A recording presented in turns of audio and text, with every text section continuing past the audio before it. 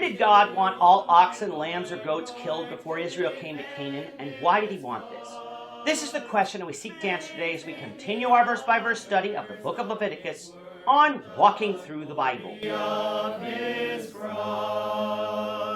If you have a Bible with you, turn to Leviticus 17. We're going to be reading from verses 1 to 9. If you don't have a Bible, don't worry. Just follow along with us on the screen. The version that we'll be reading from is the New King James Version. So, Leviticus 17, beginning at verse 1. And the Lord spoke to Moses, saying, Speak to Aaron, to his sons, and to all the children of Israel, and say to them, This is the thing which the Lord has commanded, saying, Whatever man of the house of Israel who kills an ox or a lamb or a goat in the camp, or who kills it outside the camp, and does not bring it to the door of the tabernacle of meeting, to offer an offering to the Lord before the tabernacle of the Lord, the guilt of bloodshed shall be imputed to that man.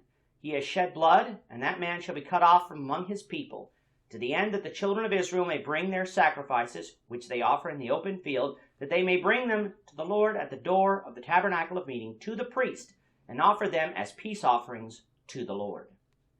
And the priest shall sprinkle the blood on the altar of the Lord at the door of the tabernacle of meeting, and burn the fat for a sweet aroma to the Lord. They shall no more offer their sacrifices to demons, after whom they have played the harlot.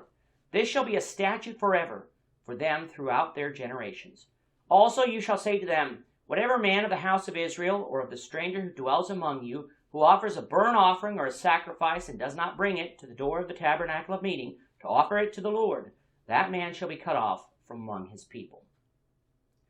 In the last lesson, we concluded our look at the Day of Atonement, the one day a year in which the high priest would offer a special sin sacrifice for himself and his family and for the people. One bull would be offered for himself and his family, and one goat would be offered for the people. The blood of these sacrifices would be taken behind the veil before the mercy seat and sprinkled there. This would atone for the sins of the people, with God promising them the forgiveness of those sins. But the Lord willing, when we get to our study of Hebrews, we will find that the blood of bulls and goats could not remove sins, for if it could, it would not need to be offered many times. No, it could only provide Israel with the promise of forgiveness when the shed blood of the true atoning sacrifice, Jesus himself, was offered. Since Jesus' sacrifice could actually remove sins, it only needed to be offered once. So even though it will be some time before we get to our study of Hebrews, do keep Leviticus 16 in the back of your minds, for it will help us during that study.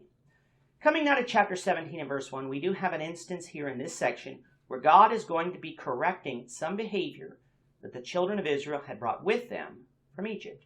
However, these regulations are only going to apply while the children of Israel are in the wilderness, for Moses will repeal them in Deuteronomy 12 just before Israel enters Canaan.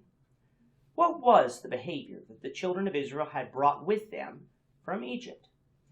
Well, it was offering sacrifices to other gods besides Jehovah. Recall from Exodus 20, the first of the 10 Commandments was that the children of Israel were to have no other gods before Jehovah.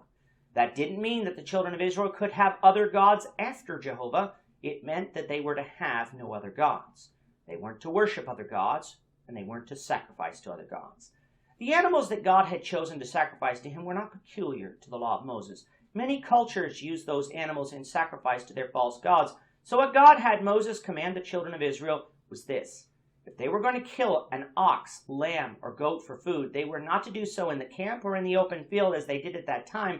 They were to bring it to the priest at the tabernacle of meeting to offer as a peace offering. Remember, the peace offering was the one offering that the children of Israel, along with the priests, could both eat of.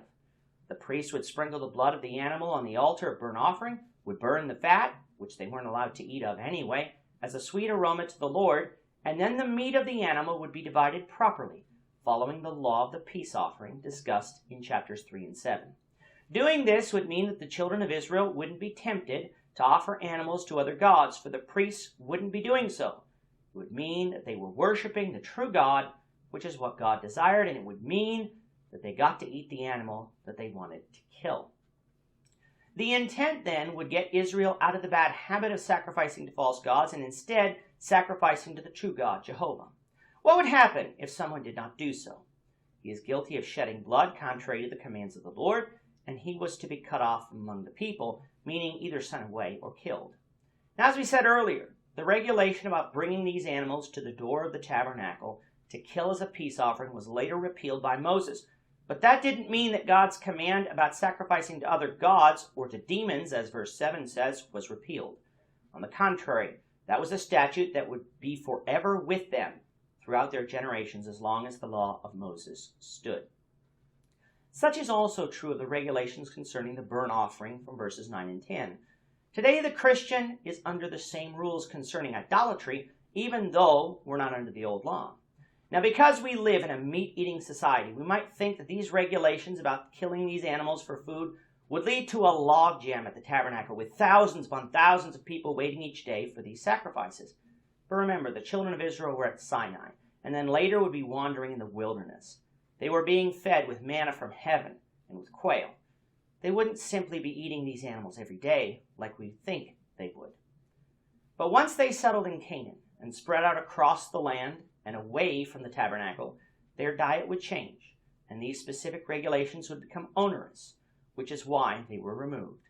But as long as they were in the wilderness, this is what they were to do.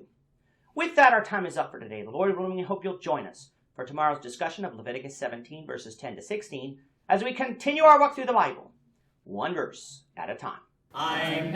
Thank you for watching today's episode. We hope that you found it edifying and ask that you not only subscribe to our channel and podcast, but that you like and share this episode among your friends so that the saving gospel of Jesus Christ can go out to the whole world.